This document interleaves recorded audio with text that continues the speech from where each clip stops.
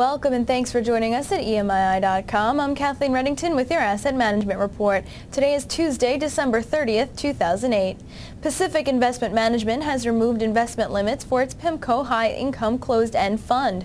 Bloomberg News reports that the fund, run by Mark Hodoff, will lift a 20% restriction on illiquid debt and a 25% cap on derivatives. The move will enable the fund's managers to expand its investments in credit default swaps.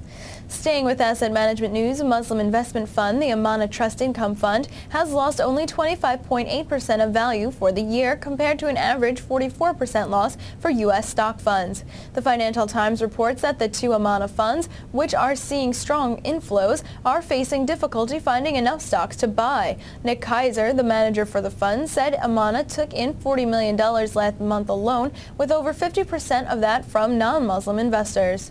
And in more asset management news, Eddie Truell has raised £400 million of new funding for Pension Corp, his pension buyout business. Times Online reports that JP Morgan has contributed £60 million to the amount, while the rest of the funds have come from the group's 11 investors.